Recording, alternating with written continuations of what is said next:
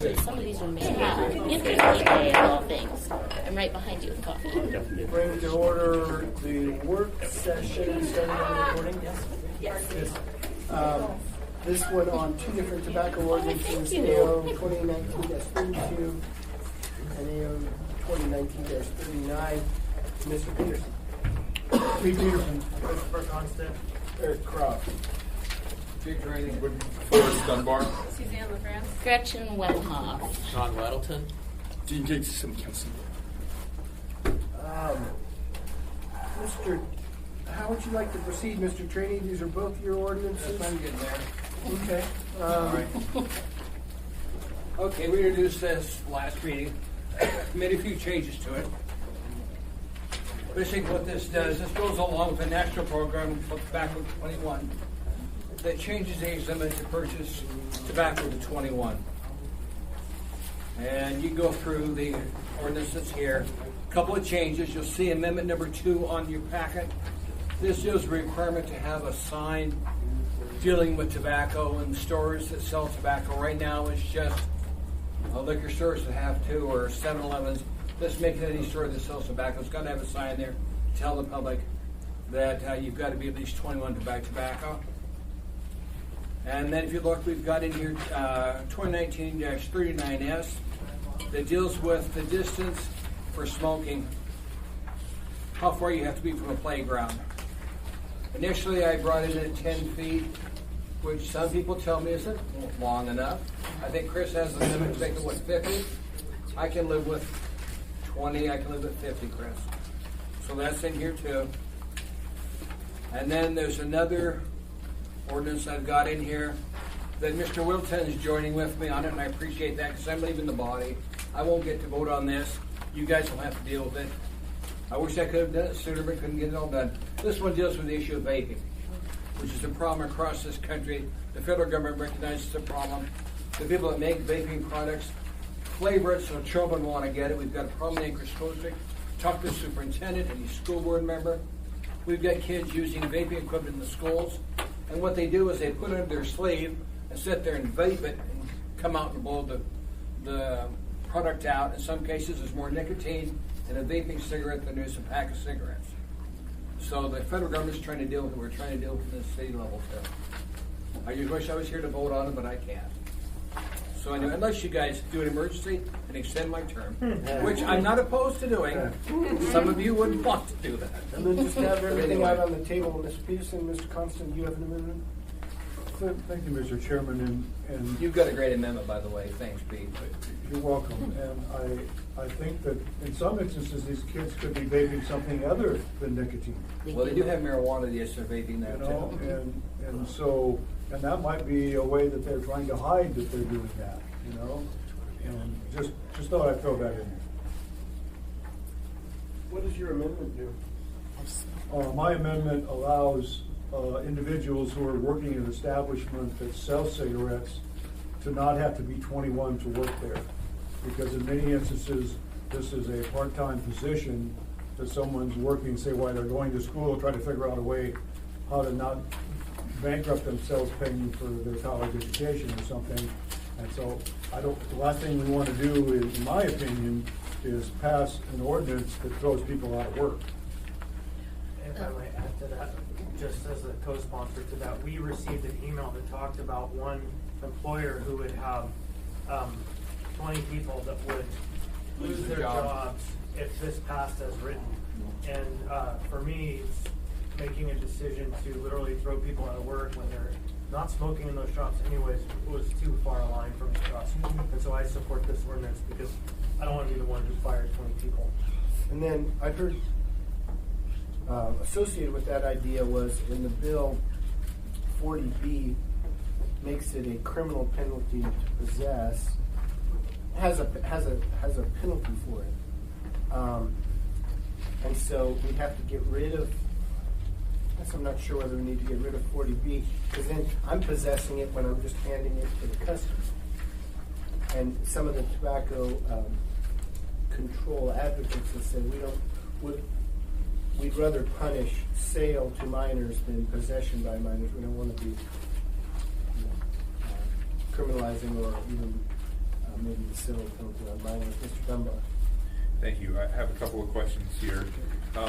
So first on the, If I may, none of these are criminal, these are all civil violations. that actually gets to one thing I was going to say, but so I'll go in declining order of my support. I'll start with the ordinance dealing with vaping, which I very much support. So I'm curious, and I'm sorry, I haven't read through this one yet. Does it deal with taxes on electronic cigarettes? Because that's something that I had explored a couple of years ago and found to be pretty contentious, but does make a lot of sense to me. So the sponsors, is there anything about taxes in this one? I don't believe so. Okay. And maybe this is a better approach. So we start by regulating it as if it's tobacco, and then later on we contemplate the taxes.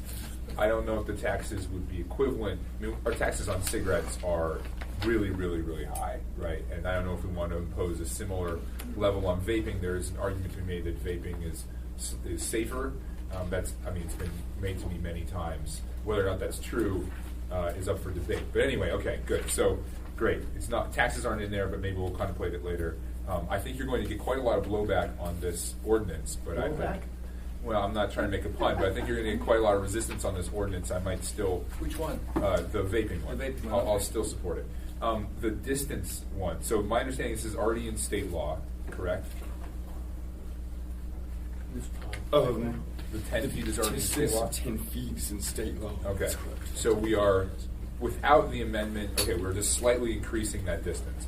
Who enforces this? Who has the ability to enforce this? Chapter 1470 is enforceable by EPD or code enforcement that's authorized to enforce that. And then I don't see a punishment in here, but you're saying there's some other part of code that establishes a civil fine? Well, at the bottom of each of those sections in chapter 1470, the last subsection says the fine is in accordance with the fine schedule. And you see, I did have on page about vaping ordinance, page 4 and 5, at the top of page 5, service from that fine schedule. And I'm just here amending the title of the section that's being referenced. The fine 300, 300, 100. Great. So just a comment on that. I think that I don't like the idea of our APD officers using their extremely precious time to write tickets for smokers, but what you've told me is that it's already in state law, and so we can make the argument that they already should be doing this or not doing this, and what we're doing is making it a little bit wider. I will say, I don't know how easy is it for an APD officer to determine if a person was 20 feet away or 25 feet away? You know, what's the standard of proof? How do they prove that they were, what if the person says, no, I was 23 feet away?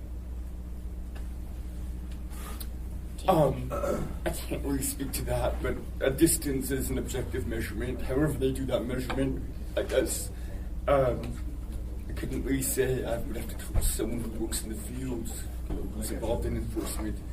The state law, the state bill, SB 15, I took a lot of this language from. It also gave authority for the state DHSS department. I guess some enforcement from their end, so not state troopers or something. And I'm not quite sure, but I need to double check this. If our health department has authority to enforce these sections, Yeah. I'm not sure. So I guess I kind of follow up that, Mr. Chairman. So I would like this to, if we're going to do this, I want enforcement authority to be broader than just APD. And then I'm curious if when was the last time somebody got one of these tickets? Because in my mind, I think it would be quite difficult to prove that the person was within 20 feet as opposed to 30 feet. But that being said, because it's already in state law, I'll support it. The last ordinance I am unlikely to support, and for philosophical reasons, but I'm willing to be persuaded.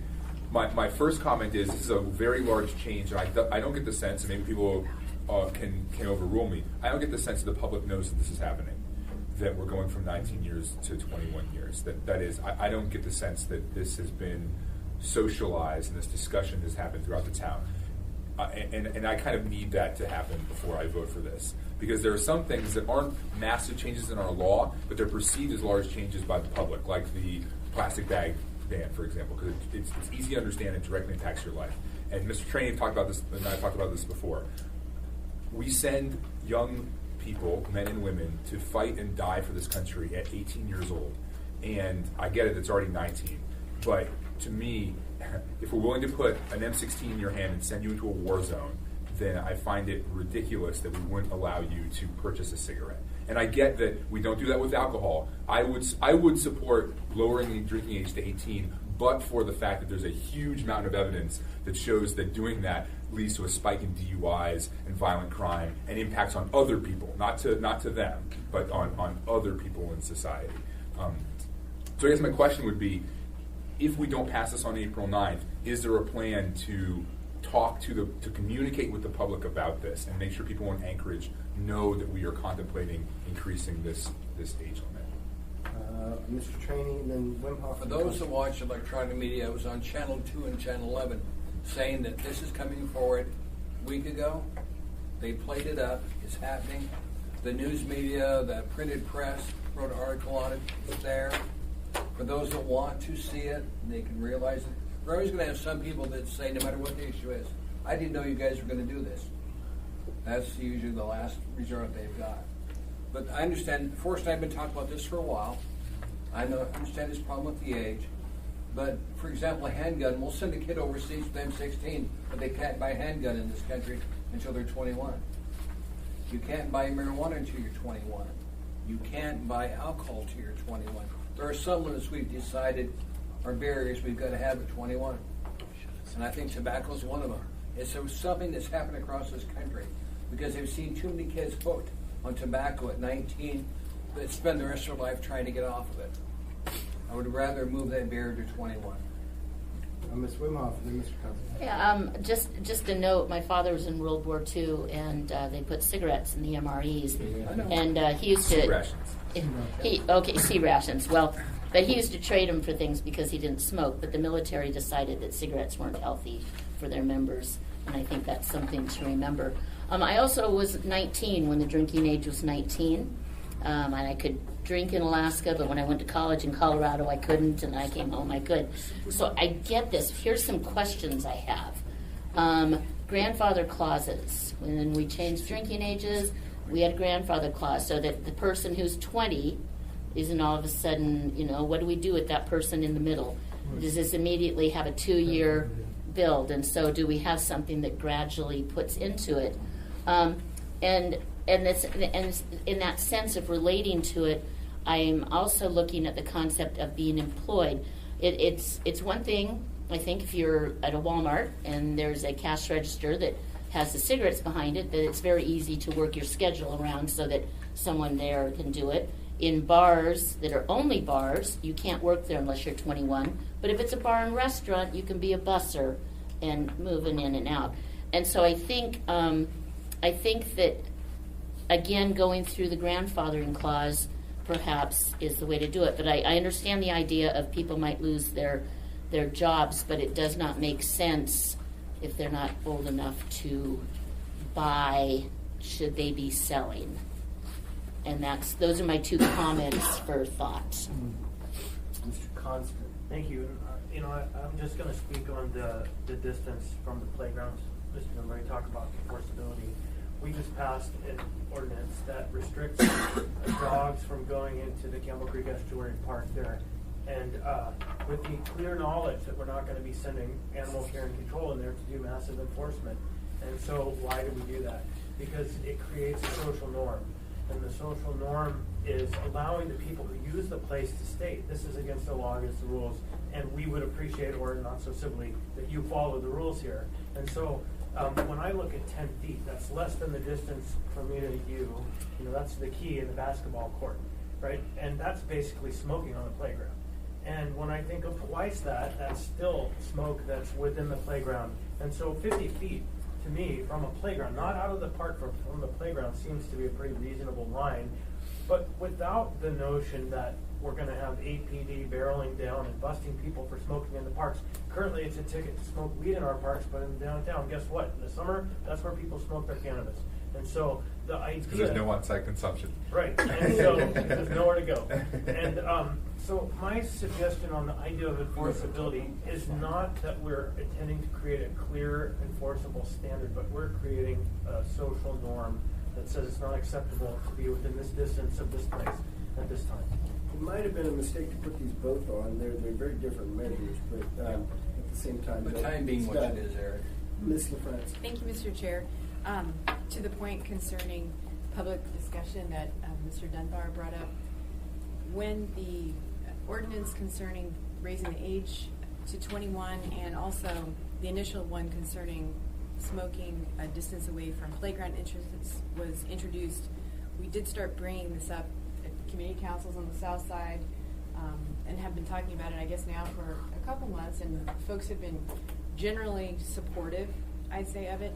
But I did want to ask Mr. Trainee, did we receive feedback from the Anchorage Health Department? Did we get a letter of support in the Health Commission? We were at one of your health meetings where they said the administration's coming up with their support in this thing. It was one of your health meetings, and I asked them specifically, they said they are going to be supporting this.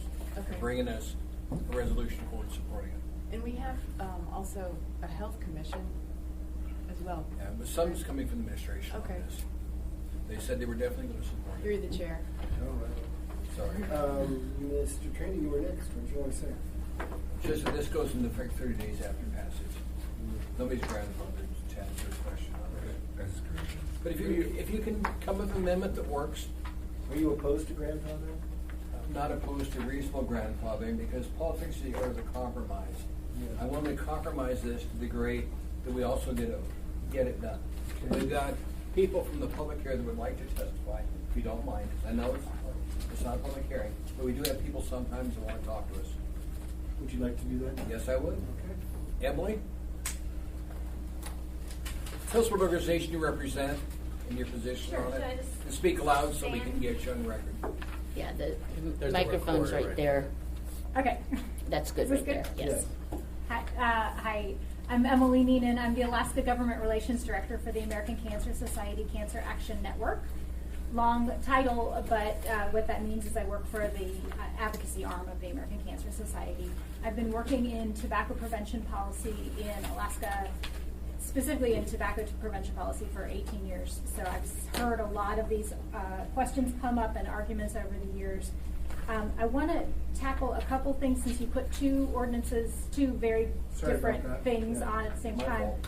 And just mention around the playgrounds, because I did lead up the advocacy effort on the smoke-free workplace bill, so I'm very familiar with that.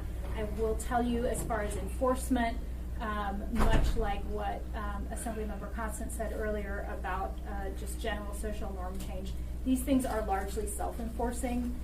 There was a lot of debate in the legislature about what constituted a park and a playground, and so the playground equipment was put in there to make sure, we're not saying you can't smoke in any state park. This is around where the kids are playing, and the other parents taking care of the kids are going to be the ones who are going to figure this out and tell people they need to move further away from the swing set while they're pushing their kid on the swing. So that's one issue. Entirely separate issue, raising the age of tobacco to 21. The vast majority of people who smoke started as kids. Adults don't start smoking. It just doesn't happen. Well over 95% of people start before the age of 21. There is this is sort of an emerging issue. It's just come into the forefront and getting traction in the last few years in this country, but it's taking hold quickly because we know if you can basically get access to cigarettes, easy access to cigarettes out of high schools, if you move that cohort up to the 21 and older, you're really reducing access to kids.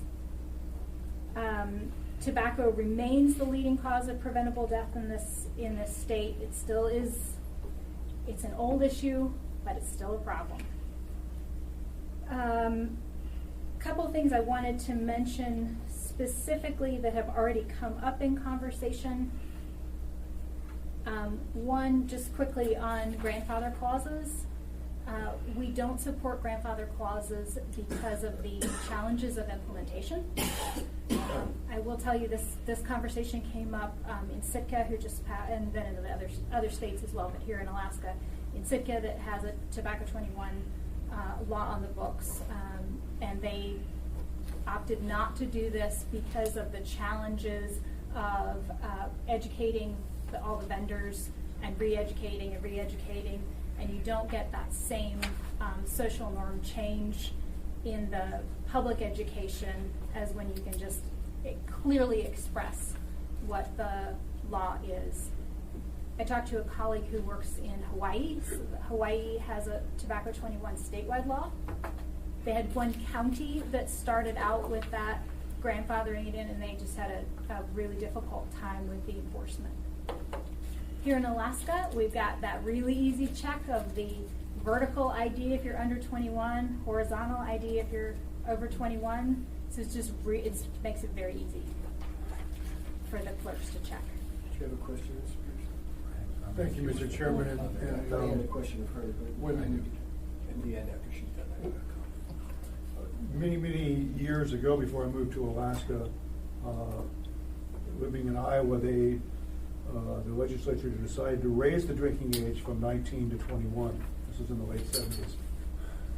And but they did grandfather those in who had previously been allowed to drink, and so they sent out tags to everyone that had a liquor license, and it said, okay, if you were born before this such and such a date, you're allowed to drink. Other than that, you have to have been born on after such and such a date. And it was one little, square little thing, and it was actually really, really easy to implement. My employees weren't, Phi Beta Kappa, but they could figure it out pretty quick. I apologize, Mr. Dunbar. You have the floor. Well, yeah, I have a question of her, and then I also have some other. Don't take me out of there. So, on the, I don't know if you helped draft the whereas clauses or if any of the other organizations did of the ordinance, but it says tobacco 21 policies have shown to decrease rates of tobacco use among high school age students by 50%. I would love to see the research that underlies that, because when we were legalizing marijuana, for example, the main argument was our current enforcement is a farce. It's very easy to get marijuana in Alaska. It doesn't matter if you're underage or not. And so the other confounding factor, right, is that these Tobacco 21 policies, as you said here, since 2005, they're relatively recent, and they coincide with the rise of the vaping products. So even if tobacco use has fallen, I'm curious if overall nicotine use has fallen. So has nicotine use fallen during this period? And for example, in Hawaii, where they've got this statewide, has it reduced nicotine use? Through the chair, I feel like in order to answer your question, I need to give you a little bit more backstory on how these policies are working and what we're doing around compliance in Alaska for selling tobacco to kids now. Okay. Alaska has one of the best model laws in the nation for keeping vendors from selling tobacco to kids. We just extended that to e-cigarette vendors last year. It just went into effect in January. So we're already doing a really good job on that. Overall, I've got the numbers right here from Anchorage. This is from fairly recently. I don't think it's changed much. The one I've got in front of me is 2016, but it didn't change much from last year. Cigarette sales to minors in Anchorage were around 5%. Around 5% of the vendors that were checked actually sold in these compliance checks, but half of the e-cigarette vendors did. Since the new law went into effect, 5 out of the first 12 e-cigarette shops in Anchorage sold to youth. They're it's interesting because those 5 shops had all turned down the state's offer to get some vendor education and train their clerks. They may be changing their mind now that they didn't pass that compliance check. So just a little history on how we're doing on that issue. As far as sales to youth, I'm much more concerned about where we stand with e-cigarettes than with tobacco. That's regardless of whether the age is 19 or 21. Overall, there have long-standing 3 basic principles for working in effective tobacco prevention. Increase the price, because kids are the most sensitive to price changes. Pass smoke-free workplace laws, keep people from being exposed to secondhand smoke. And third is implement comprehensive tobacco prevention programs.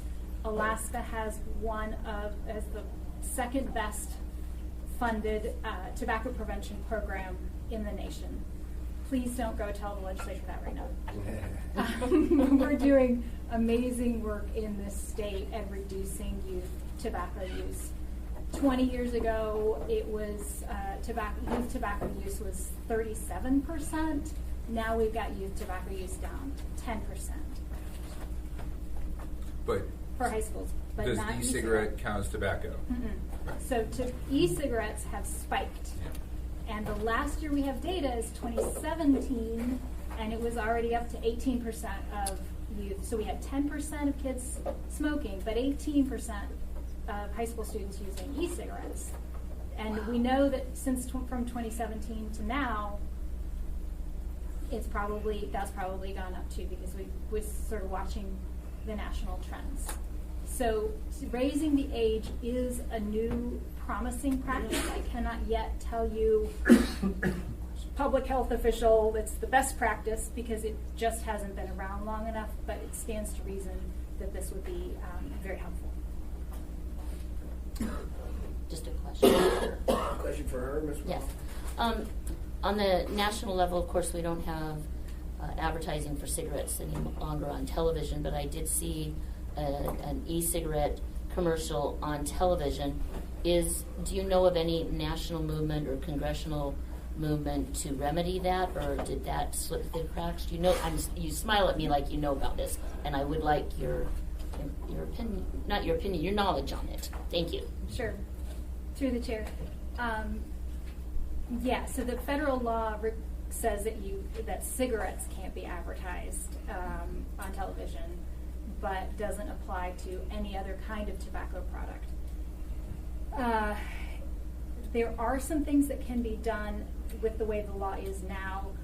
E-cigarette companies are not allowed to make cessation claims. They cannot say that they are an aid to help you quit smoking, because none of them are FDA approved to do that. That's a health claim. Even though that's the main argument you hear online from people that support them. I mean, not their employees, but they'll be like, oh, it helped me get off of cigarettes, or help people get off cigarettes. Right. Not only are they not FDA approved cessation devices, no e-cigarette company has actually even applied to the FDA to be approved as a cessation product.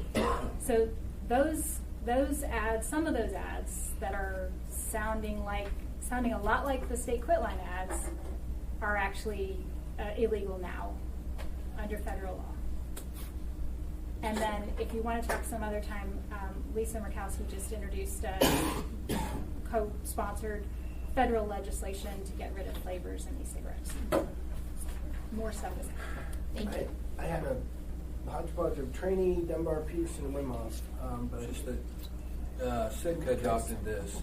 They've got a 21 Sitka, and they passed it, didn't die. How it's going to affect Anchorage is we get about $24 million a year in the tobacco tax. You'll probably see a decrease of about $500,000 on this. But the issue is, are we concerned about tax dollars coming in or public safety? I'd rather lose the money because we have selling less tobacco, so I can live with that cut back in it. But this is something we need to do from the public. And my wife was laughing when I was talking to her about this. She says, "Do you realize we had to get your dad's permission for you to get married at 21? we got married so long ago, you had to have your parents' permission if you were under 21 to get married. I said, did you? She said, yeah, I talked to your dad and he signed off for you. So I guess they wanted to get rid of me. Do you have some nonetheless, more that's general it. questions, Mr. Dunn? Me? Yes. You want to follow that? Yeah, sure. So we have 3 distinct proposals here, each of which are worthy of an hour-long work session. And I don't know if there will be, we do have some more time than usual because we have an extra week, and perhaps we could do another work session. Unfortunately, I will be in the National Guard next Friday and Saturday, Sunday. But I hope we have a chance to have more work sessions on this. Do people want me to put these back on for next Friday? Well, I don't know. We haven't had any serious. Well, so I guess to contradict myself, I think the e-cigarettes one is just being introduced. Is that right? Yes. Yeah. So that we have a little more time to discuss, and I hope that we do, and I hope that we can hear from I think the American Cancer. Maybe some other people here too. I think there will be robust public discussion about the e-cigarette ordinance, and I hope that you all are willing to testify publicly and perhaps in the press about sort of pushing back on the rhetoric being used by e-cigarette companies right now. Because I do think it's taken hold in a large portion of the populace that they believe that these are cessation devices or safer than cigarettes. And maybe they are safer than cigarettes, I don't know. But I am persuaded by a lot of anecdotal data, at least, that they are being targeted and used to hook youth. It seems pretty clear that that's what these companies are doing. So I guess on that thing, I just hope that you are prepared to continue to support us, and this will be over the next several weeks. I had a question, or at least Mr. Constant is gone, fortunately. I was going to tell him that I'm probably going to oppose his amendment, and the reason is because I am a little concerned. We are all, for the most of us, from a certain socioeconomic background. That is, none of us are, I would say, working, lower income, working poor, that kind of thing. And for a lot of folks, can't afford childcare, can't afford daycare, higher rates of smoking. If they are with their child in a playground playing, how far back do we need to require them to be from their own child? You know what I'm saying? So 20 feet to me seems like a more reasonable than 50. I'm just picturing this in my head. How far back from some of our smaller pocket parks would they actually have to be outside the park on the sidewalk? In East Anchorage, we have these very small little parks built around jungle gyms, and 50 feet is quite a distance. I guess my question for you is, I really supported the indoor smoking ban because you are in an enclosed space, and that secondhand smoke really has a chance to sort of suffuse into you. But is there any evidence to show that you can cause cancer from 20 feet away or 50 feet away outside in limited contact? You know what I'm saying? I mean, what evidence is there that you have to be 50 feet away in order to not damage that child? Through the chair, as somebody who works in public health policy, this is going to be more of a social norm change call that you're going to have to make. There's not going to be any science, I don't see that changing, on the difference between when you're outdoors, depending on which way the wind is blowing. There's so many other variables. It really is more about the social norm change around smoking behavior. Thank you. Yeah, sorry to jump in. Did you want to? I was going to talk about grandfathering, but I already did that, so I'm good. Okay, Ms. Wimmer.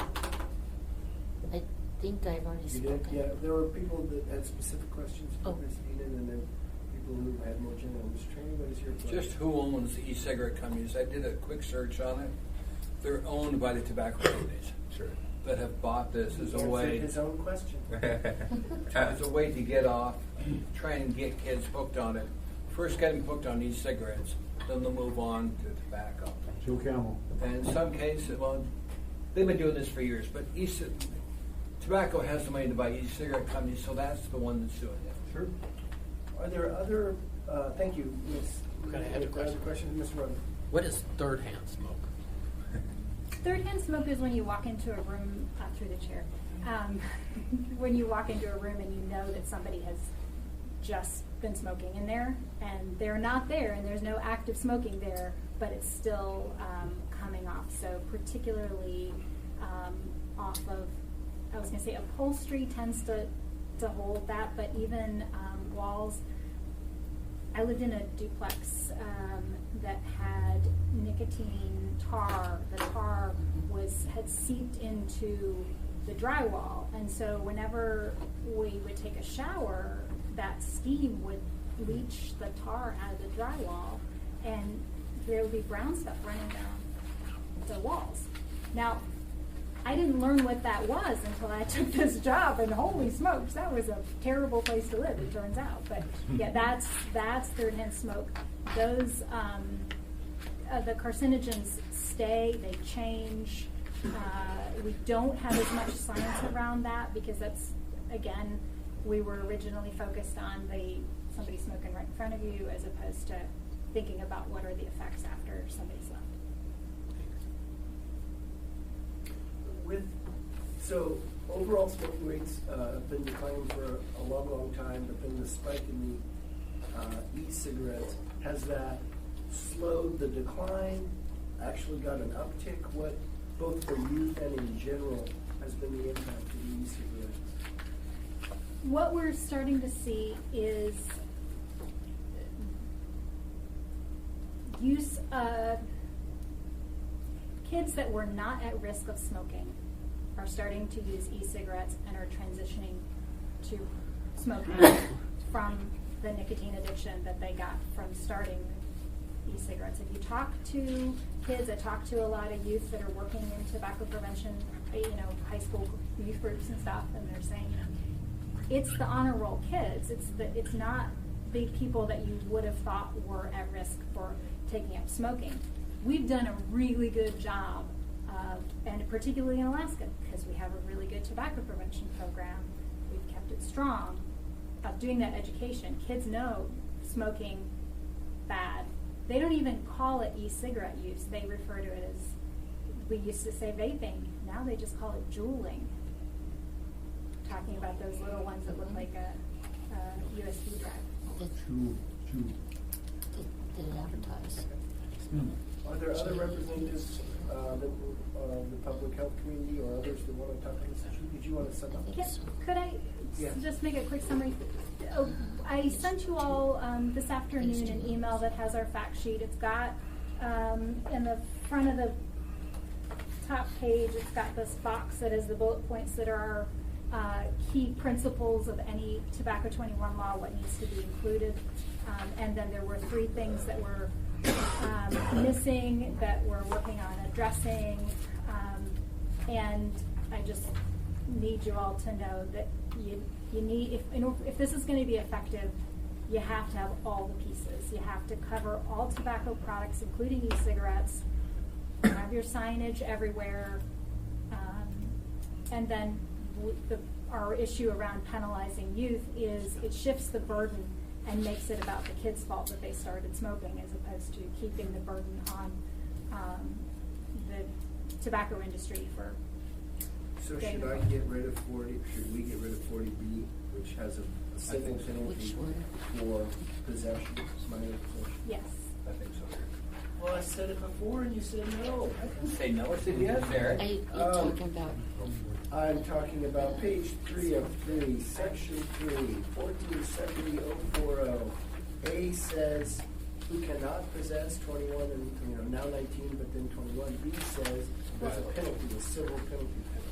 And that would apply to it's both general good policy, but also it undermines if you're going to be a seller, you can't possess then. If you can't possess, and there's a civil penalty for possessing, you can't hand the 25-year-old a pack of cigarettes because you would be penalized. Okay. Thank you. Any further questions? Eric, I look down, who owns Blue?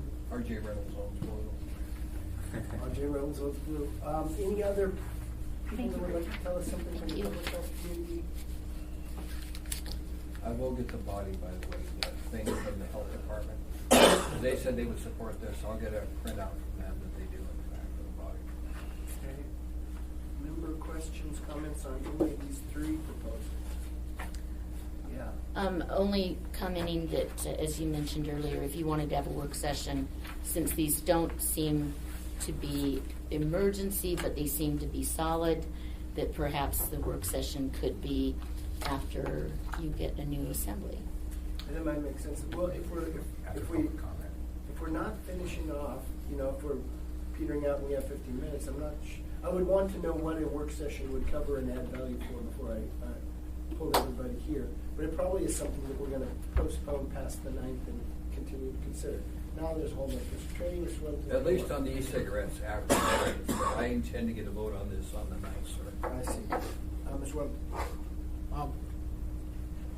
Yeah, well, in some of these things, I think we haven't had a public hearing on these, right? Yeah. We'll have it on the 9th. We haven't. No, we haven't had them. Right, so, I mean, I wouldn't want to do another work session before then. A lot of times you do the public hearing, ideas come up, then you have a work session or put it to a committee to deal with it. But I think another one of these before, I don't know what we gain. Okay.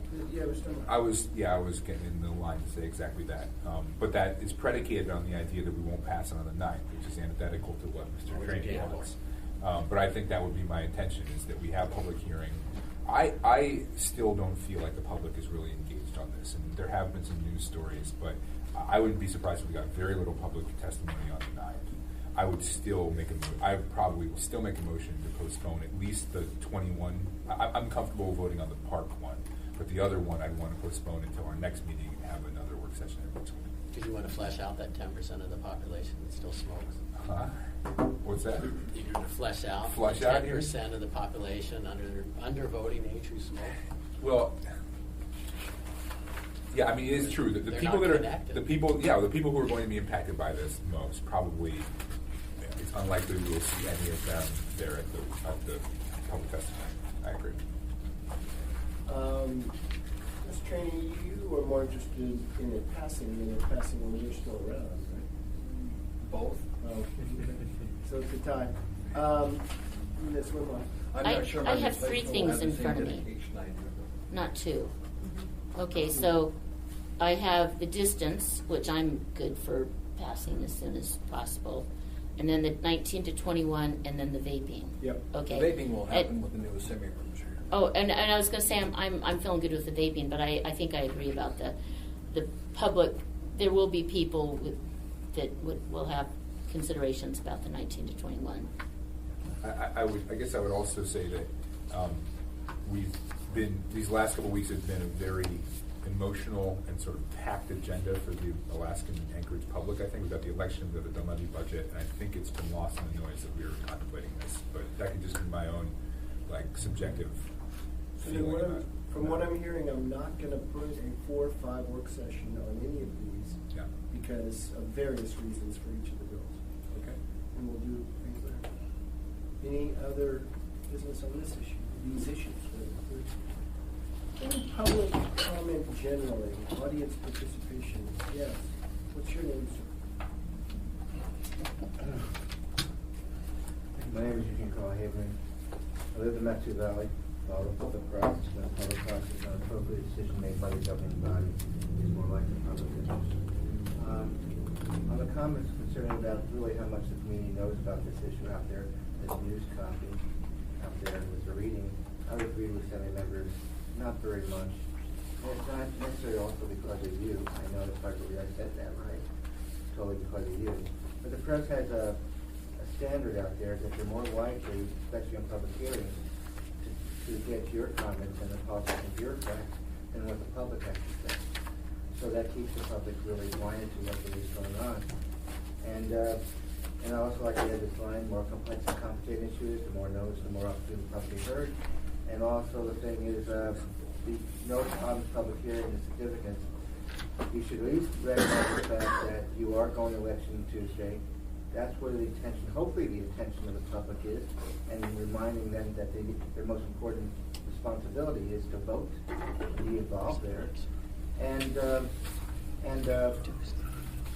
I'll just leave it at that to say, I would encourage you, when you do continue, if you do, and I hope you do consider continued public hearings, You don't close the hearing and then decide to open up. You allow it to be stayed open, continue public hearings, and you do not restrict, inappropriately restrict the public if they spoke at one public hearing and say no, they can't speak at another. And that's what I've seen frequently over the last few chairs in the segment. And it would be nice before I close that respect is most important, listen to each other. And assembly members walking around is not listening to each other. So thank you very much, and I'll see you more likely next Tuesday. Oh no, I'll see you the following Tuesday, probably with Borough Assembly next Tuesday. All right, thank you. Oh, we don't rate. We adjourn.